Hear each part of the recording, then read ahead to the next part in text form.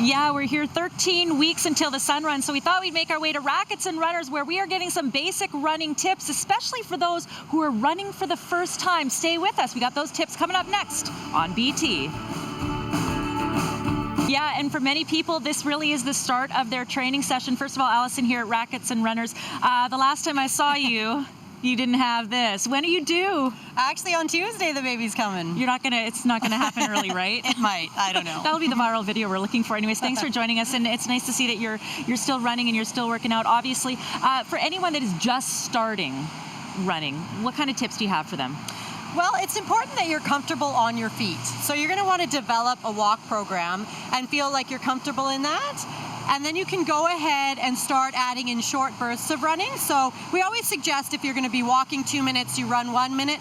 From there, you keep the total time the same, but go ahead and add longer jogging intervals. About 10% a week is usually good for most people. The other thing that's really, really important is that you are running correctly. So you want to feel like you're actually running slower than you're walking. So if we could just have John quickly demonstrate here the shuffle run.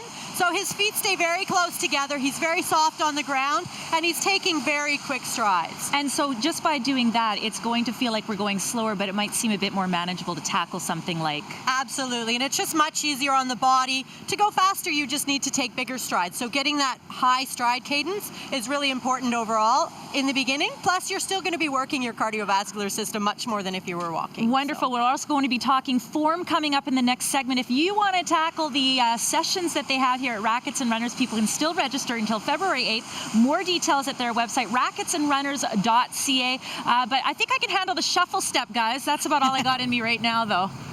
Don't you have that baby right now? That's right. And boom, she goes into labor. Exactly. It's nice to have a goal, but when we talk about running, it's important to learn the proper technique. What is the proper positioning, and some basic drills, all coming up next on BT. Stay with us.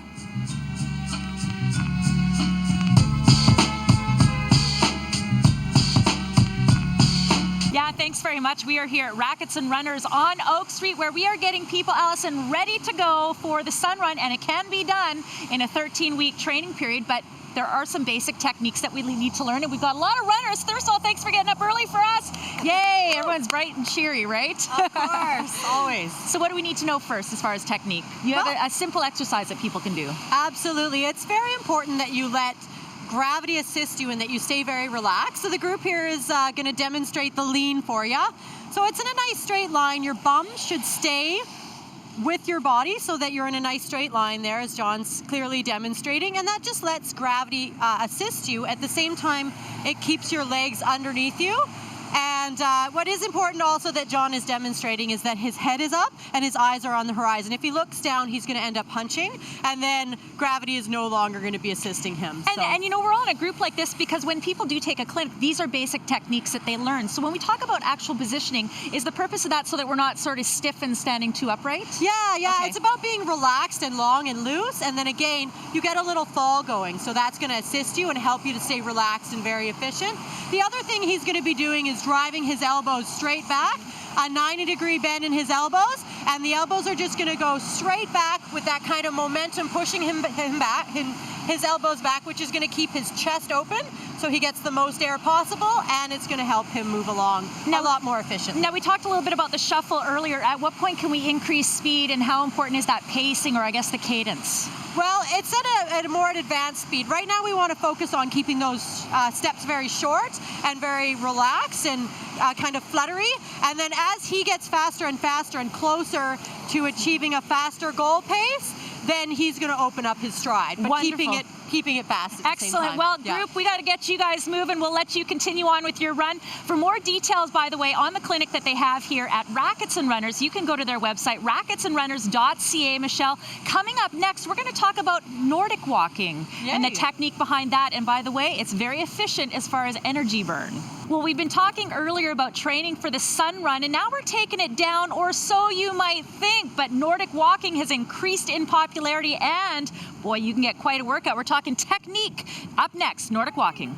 That's right, and we talked earlier about the clinics that they have here at Rackets and Runners for the Sun Run. We're now moving on to a different level of fitness.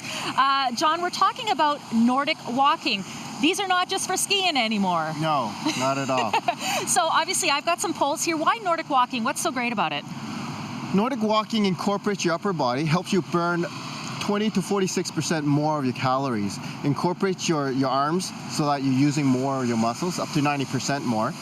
Okay, and it increases your cardiovascular output. So it's an excellent cross training, an excellent exercise for the full body. And a great all ages exercise. Okay, so I've got my poles here. We've got one that's set up for the right length. How do I make it the right length for myself? Let me show you if you don't mind holding sure. my poles. These are very unique. They have 3 points of vibration reduction. You have the boots and then the connector here. We want to adjust the poles to 2 inches shorter than your height. Okay, so I'm 5'6", so we just made it just a little bit shorter. So we're going to set it at 5'4". And the handles here have a right and left. You can see they're quite specialized compared to regular poles. There's a big stopper on the top here so that it helps you move the poles without having to grip them really tight. Excellent. I'm going to give you yours back. And let's talk about proper technique. Obviously, we've got our group here that's working on it right now. I've got my right and my right and my left and my left. And what is the proper form for walking? Keep your shoulders back. And the techniques are very simple. It's like reaching out to do a handshake. Okay. And then as you pull back, you step forward. And obviously we're going to do right to left hand and right to left leg, course, right? That makes sense. We don't want to be walking unilaterally. So step forward to do a handshake and pull back and reach forward with the other. And you want to just extend your hand out so you want to reach to your partner. A lot to think about. By the way, there is a clinic that happens every Saturday here at Rackets and Runners. For more details, you can go to racketsandrunners.ca. And I'm going to join the group here because nothing more fun there, guys, than working out with a group. And you can do that here at Rackets and Runners. Yeah, thanks very much. And if you are getting ready for a run, whether it's today or perhaps something as big as a sun run, you need to have the right shoes. We're going to talk trends in shoe design and apparel. Stay with us. You're watching BT. And we've been getting some great training tips here at Rackets and Runners all morning long. Before we talk shoe trends, you have a great idea people can do with their old shoes. Absolutely. We have a shoe renew program, Dawn, where people can drop off their shoes at the store that are pre-loved. And what we do is actually get them laundered and then get them redistributed in the community. And we work with the Rotary Club and the Salvation Army, and as well as the podiatrists in British Columbia. And it's just we do these foot care clinics, and it's a fantastic place for shoes to actually be going to people in need. Excellent. That's a great idea to do with your old shoes, but then you're going to need some new shoes. Let's talk trends. Yes, absolutely. The 2 biggest trends out there right now are the shoes are just exceptionally lightweight, but not compromising on cushioning. That's number 1. And then also there's been some adjustments actually in actually the height of the heel, and so there's been some movements with lowering the heel in order to get better natural movement and better absorption of your body weight. Wonderful. And then of course the bright shoe is always hot. Yes, and for safety, this is an exceptional example of a shoe that will keep you safe while running in the morning or at night when it's still dark. And of course, the visibility in your apparel is also important.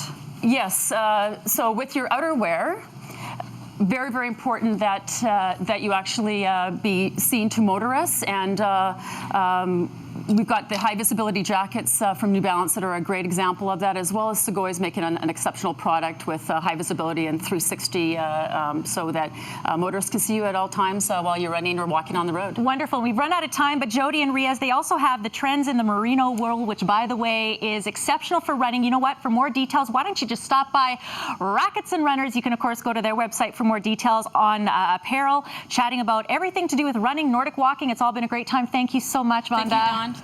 I like the idea of the Nordic Walk 10K. Well said. We're ready to go.